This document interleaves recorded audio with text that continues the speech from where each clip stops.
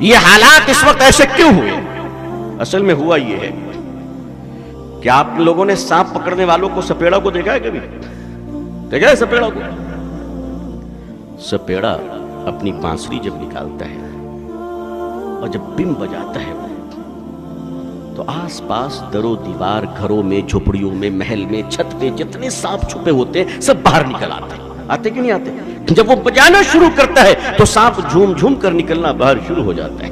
باہر سپیڑا، محلے میں اتنے سانپ تھے پتہ ہی نہیں تھا، ہمیں پتہ ہی نہیں تھا۔ اس سپیڑے کو اللہ جزائے خیر دے کہ اس نے بم بجائی تو محلے کا سارا سانپ باہر نکل آیا۔ اللہ تعالی حضرت مودی صاحب دامت برکاتہم کو، حضرت یوگی صاحب دامت برکاتہم کو جزائے خیر عطا فرمائے۔ برسوں کے بعد ایسا سپیڑا ہمیں ملا ہے جس نے بم بجائی تو ہمارے آستینوں سے سانپ نکل رہے ہیں، مدرسوں سے سانپ نکل رہے ہیں، مسجدوں سے سانپ نکل رہے ہیں، علی گڑھ سے سانپ نکل رہا ہے، روشن دان سے سانپ نکل رہے ہیں۔ اتنے دنوں تک وہ سارے منافقین اور سارے آستینوں کے سانپ جو اہل حق کی جماعت میں گھس گھس کر کاٹ رہے تھے، ڈس رہے تھے، ملت کو تباہ کر رہے تھے، یہ تو بیچارے آگے۔ اللہ بھلا کرے ان کی عمروں میں خوب برکتیں عطا فرمائے کہ صاحب انہوں نے بانسری ایسی بجائی کہ آستینوں کے سانپ باہر نکل آئے، اور ایسا نکلے کہ نکلنے کے بعد جو 30 برس سے علماء کو گالی دے رہا تھا، جو 30 برس سے قرآن و حدیث کو گالی دے رہا تھا، عارف محمد خان کو کیا گورنر کیرلا کو بنا دیا گیا کہ جتنے چھوٹے چھوٹے سپولے پیچھے تھے انہوں نے کہا مالک دعا پرانی ضرور تھی مگر سن لی تو نے، عارف جب گورنر بن سکتا ہے تو ہم کیوں نہیں بن سکتے؟ اب وہ سارے کے سارے تیار ہو گئے، بھارت کے اسٹیٹ سے زیادہ گورنر کے کینڈیڈیٹ تیار ہو چکے ہیں۔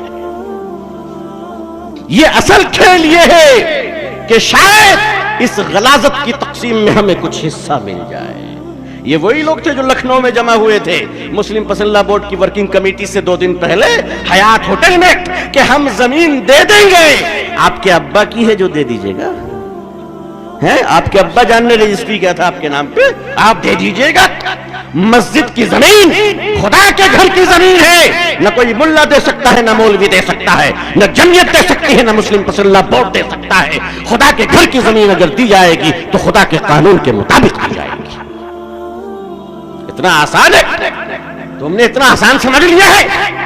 نہیں، یہ وہی لوگ ہیں جو گورنر بننا چاہتے ہیں، راجیہ سبھا میں جانا چاہتے ہیں، اور وہی راجیہ سبھا میں انجام دیکھ لو جب ذلت کے راستے پر چلو گے خدا ذلت کے راستے پر تمہیں منصب عطا فرمائے گا۔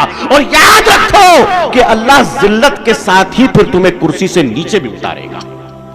تازہ مثال دے دوں آپ کو، ایم جے اکبر صاحب رحمت اللہ علیہ ہیں، زندہ ہیں، مرے نہیں ہیں، میں نے سیاسی طور پر رحمت اللہ علیہ پڑھا ہے۔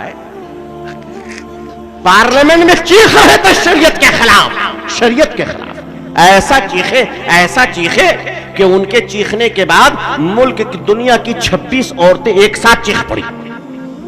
ایک نے کتنی عورتیں؟ 26 عورتیں۔ انہوں نے کیا کہا؟ Me too. یاد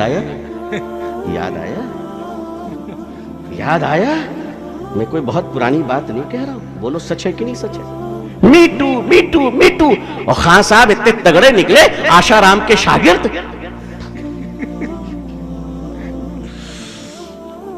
ایک ساتھ 26 عورتوں نے۔ مسلمان پر الزام 4 رکھتے ہیں ہمیں، میاں یہ دیکھو بڑھاپے میں دیکھو 80 سال کے بوڑھے سب کہاں ہیں اس وقت۔ می ٹو کا الزام لگا، عورتوں نے الزام لگایا، تم ناری ادھیکار کی بات کر رہے تھے، ناریوں نے تجھے کرسی سے نیچے اتار دیا، وزارت گئی، عزت اور ایمان تو جو گیا تھا وہ چلا ہی گیا۔